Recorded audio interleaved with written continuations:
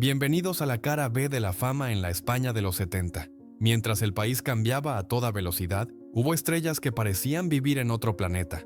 Hoy hablamos de 10 figuras que, por su ingenuidad, sus meteduras de pata o su excentricidad, se convirtieron en el blanco de todas las burlas. ¿Eran realmente cortas de luces o víctimas de su personaje? Suscríbete y activa la campana para descubrir a los bufones de la corte del espectáculo. Empezamos. La cantante Karina.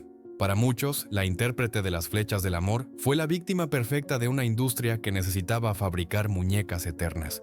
A principios de la década de los 70, mientras España despertaba políticamente y la juventud buscaba referentes de rebeldía, Karina quedó atrapada en una imagen de ingenuidad infantil que provocaba la risa cruel de los más modernos. Se la tildaba constantemente de ser una mujer con pocas luces, incapaz de articular un discurso profundo o de entender la complejidad del mundo que la rodeaba. Su insistencia en buscar en el baúl de los recuerdos y sus vestuarios aniñados la convirtieron en el blanco fácil de humoristas e imitadores, que caricaturizaban su dulzura hasta hacerla parecer una persona simple y sin sustancia intelectual. La realidad era que María Isabel Llaudes, su nombre real, sufría el desprecio de una élite cultural que no le perdonaba su éxito masivo y popular. Se contaban chistes sobre su supuesta falta de inteligencia en las reuniones sociales, tratándola con una condescendencia humillante. Ella, quizás mal aconsejada por unos managers que solo querían exprimir su faceta más ñoña, no supo o no pudo romper con ese estereotipo. En las entrevistas, sus respuestas cándidas y su eterna sonrisa reforzaban la idea de que vivía en una nube de azúcar, ajena a los problemas reales, lo que la llevó a ser etiquetada injustamente como la ingenua oficial del pop español, alguien a quien no se podía tomar en serio. Esa fama de mujer corta de entendimiento fue una losa pesada que hundió su carrera cuando el público decidió que ya era hora de crecer. La crueldad con la que se la trató fue inmensa. Pasó de ser la novia de España tras su paso por Eurovisión a ser objeto de burla por su resistencia a madurar. Nadie se paró a pensar si aquella falta de picardía era real o si era el escudo de una persona vulnerable manipulada por hombres de negocios. Karina pagó el precio de ser la cara amable en un tiempo de lobos, quedando marcada para siempre como la artista que no se enteraba de nada mientras el país ardía en cambios. Jaime de Mora y Aragón. Si hubo un personaje en la España de la transición que encarnó la frivolidad absoluta y el vivir del cuento sin dar un palo al agua, fue él. Hermano de la mismísima reina de Bélgica, Jaime decidió que trabajar era cosa de plebeyos y se dedicó a convertir su existencia en un circo mediático constante que avergonzaba a la aristocracia y divertía al pueblo llano. La sociedad española de los años 70 se reía a carcajadas de sus excentricidades, viéndolo no como un noble respetable, sino como el bufón oficial de la jet set marbellí. Con su eterno monóculo, su bastón y su piano, se paseaba por los platós de televisión y las revistas del corazón, soltando frases absurdas y presumiendo de no tener ni oficio ni beneficio. Para la clase trabajadora que se levantaba al alba para ganar un sueldo humilde, él era la representación máxima del parásito social, un hombre que parecía no tener más neuronas que las justas para pedir otra copa de champán y cobrar la exclusiva de turno. La prensa se cebaba con él, tratándolo como a una mascota de lujo a la que se le permitía todo por ser quien era. Sus intentos de hacer carrera en el mundo del espectáculo fueron vistos como caprichos de un niño rico aburrido. Jaime no tenía ningún reparo en hacer el ridículo si el cheque era bueno, participando en comedias de baja estofa donde se interpretaba a sí mismo. Un vividor sin escrúpulos ni cultura del esfuerzo. Se convirtió en el rey de la buena vida, pero a costa de su dignidad y prestigio. La gente no lo admiraba, lo miraba con esa mezcla de fascinación y desprecio con la que se mira a los payasos de feria que tropiezan una y otra vez. Sus escándalos amorosos, sus líos financieros y sus apariciones estrambóticas eran la comidilla de un país que lo consideraba un personaje de opereta, incapaz de tomarse nada en serio, ni siquiera su propio apellido ilustre. Sin embargo, detrás de esa etiqueta de tonto útil del papel cuché, se escondía la duda de si realmente era tan corto de luces como aparentaba o si se estaba riendo de todos. Pero la percepción general era implacable. Jaime de Mora era el hazmerreír nacional, el hombre que desperdició su linaje para convertirse en una caricatura andante. Fue el blanco de todas las bromas sobre la vagancia y la superficialidad, y aunque él parecía disfrutar de la atención, quedó para la historia como el ejemplo perfecto de que tener sangre azul no garantiza tener sentido común ni vergüenza. un hombre que hizo de la tontería un arte y que permitió que toda España se mofara de él con tal de no tener que fichar en una oficina. María José Cantudo. Si hubo una mujer en los años 70 que intentó desesperadamente ser tomada en serio y consiguió justo lo contrario, fue ella.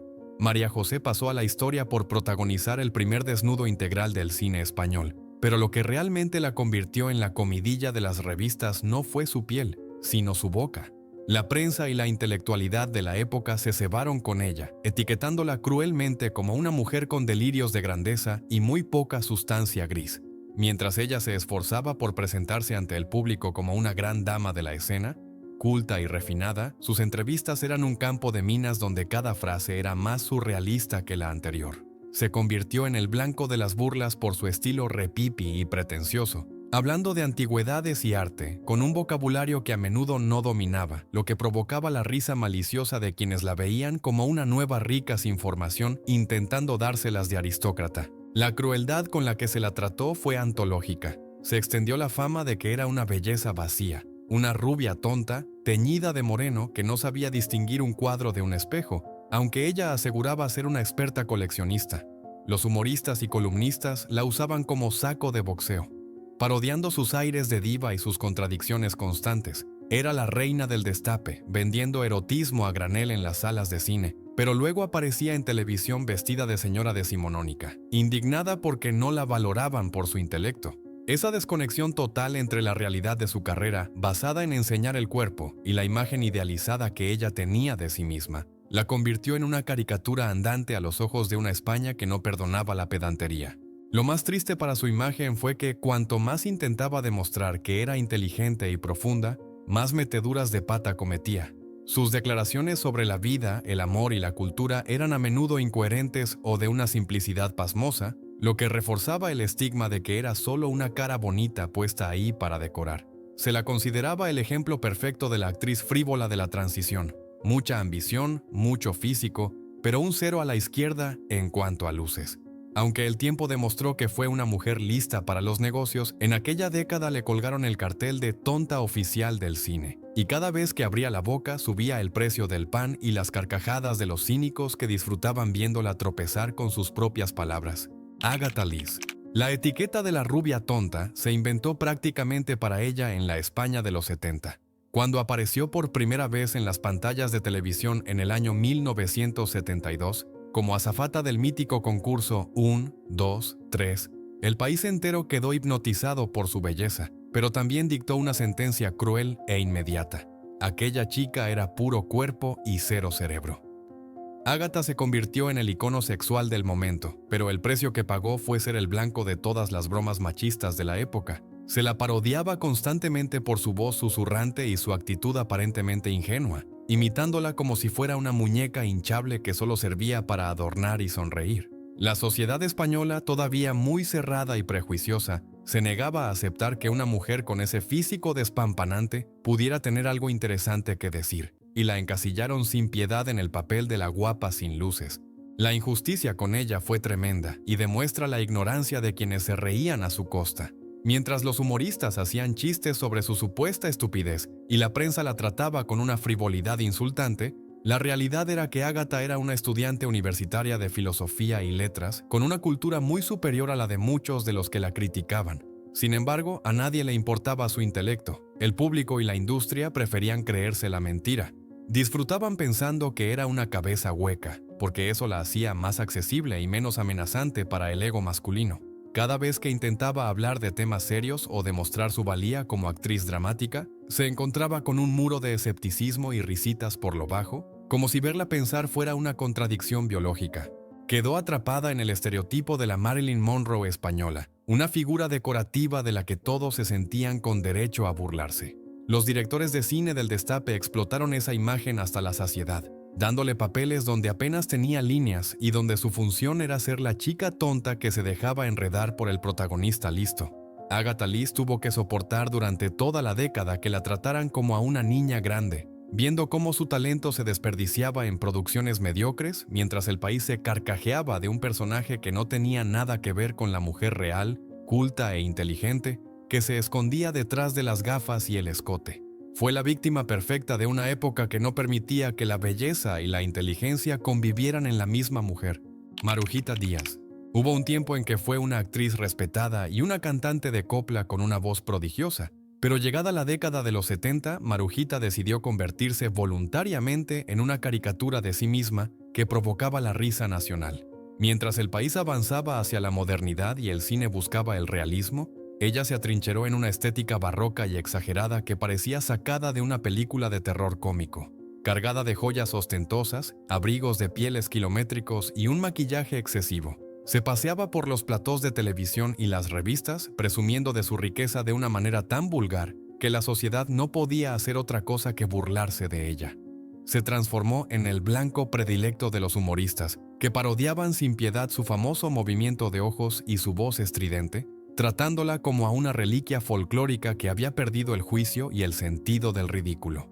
La percepción general era que Marujita era una mujer de una superficialidad alarmante, una nueva rica, sin clase ni cultura que solo sabía hablar de sus diamantes y de sus propiedades inmobiliarias, mientras España sufría una crisis económica. La intelectualidad de la época la despreciaba profundamente, considerándola el estandarte de la ignorancia y la frivolidad más absoluta. En sus apariciones públicas soltaba frases vacías y reía de forma histriónica, reforzando la imagen de que en su cabeza no había mucho más que el sonido de las monedas. Se convirtió en un personaje de cómic, una bufona mediática a la que se invitaba a los programas no para escucharla cantar, sino para reírse de sus excentricidades y de su aparente desconexión con el mundo real. Lo más triste de su caso es que, detrás de esa máscara de mujer corta de luces y obsesionada con el dinero, había una empresaria astuta, pero el personaje devoró a la persona. El público de los 70 la etiquetó como la tonta del bote del espectáculo, una mujer que vivía en un universo paralelo de lentejuelas y naftalina. Sus intentos de mantenerse joven a toda costa y sus coqueteos con el destape más bizarro solo sirvieron para que la gente la tomara aún menos en serio.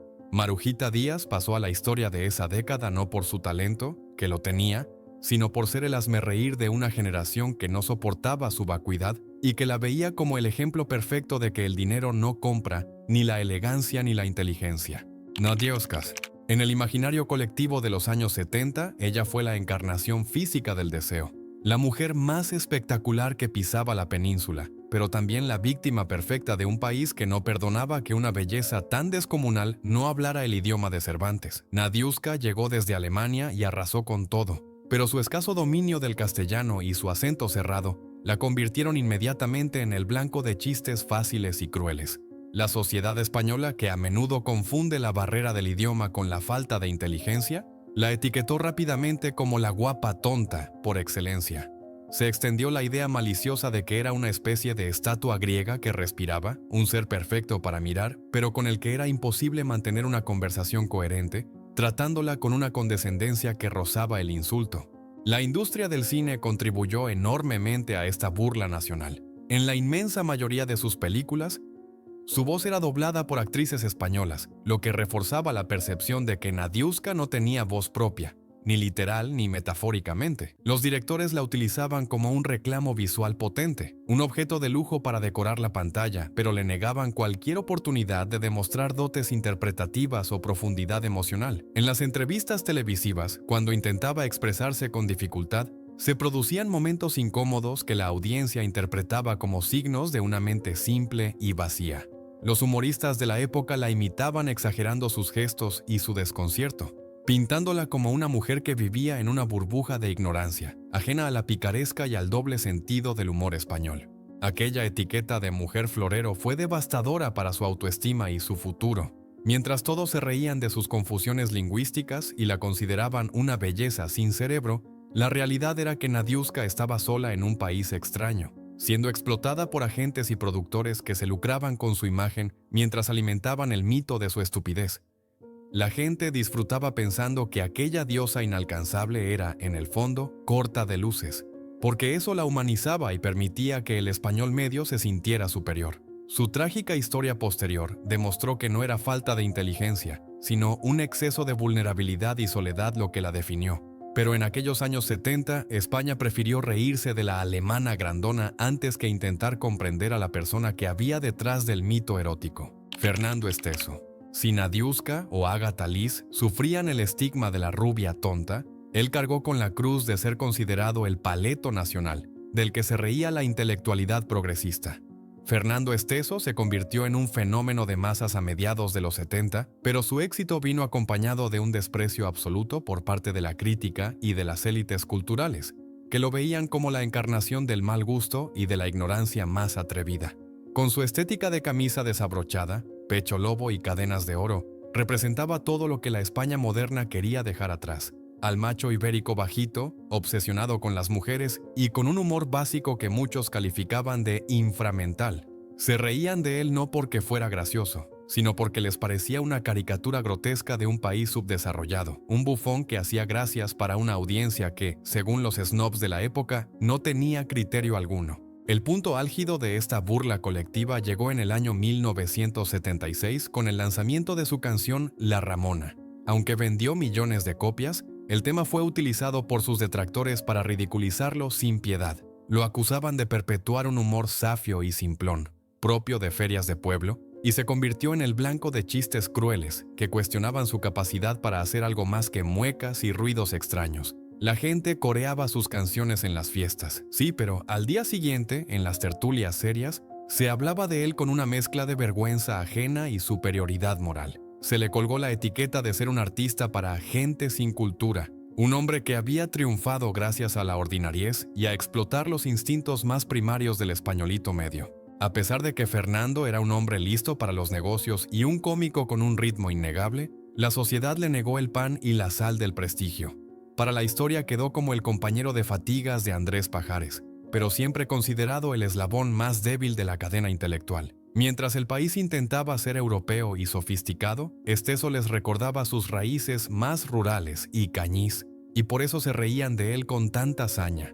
Fue el rey de la taquilla, pero también el rey de las mofas de una generación que lo usaba como ejemplo de lo que significaba tener cero clase y muy pocas luces artísticas, convirtiéndolo en el icono involuntario de una España que muchos querían esconder debajo de la alfombra. Bárbara Rey. Si hubo un título que en la España de los 70 funcionaba como una condena a la credibilidad intelectual, ese era el de Miss España, y ella lo llevó como una losa dorada. Bárbara llegó al mundo del espectáculo coronada como la mujer más bella del país, pero esa banda se convirtió automáticamente en un imán para el desprecio de los críticos y de la gente seria. La sociedad de la época, profundamente machista y clasista, tenía una regla no escrita. Si eras una reina de la belleza, no podías tener cerebro. Bárbara fue etiquetada desde el minuto 1 como la guapa oficial, sin sustancia, un adorno precioso para las revistas y los programas de variedades, pero a quien nadie estaba dispuesto a escuchar con atención. Se reían de ella asumiendo que, detrás de esa sonrisa perfecta y esas plumas de vedette, no había ni un solo pensamiento complejo, tratándola con una condescendencia que habría hundido a cualquiera. Su carrera en el cine del destape y en el teatro de revista alimentó a la bestia. Mientras ella se esforzaba por trabajar y mantenerse en la cima, la prensa rosa y los humoristas la utilizaban como el prototipo de la mujer florero. Se hacían chistes crueles sobre su supuesta obsesión por cazar millonarios y sobre su incapacidad para hacer otra cosa que no fuera bajar escaleras con elegancia. La élite cultural la miraba por encima del hombro, burlándose de sus orígenes humildes y de su falta de refinamiento académico como si su éxito popular fuera un insulto a la inteligencia nacional. Era la estrella que todos querían ver desnuda en la portada de Interview, pero de la que todos se mofaban en privado, negándole cualquier mérito que no fuera genético.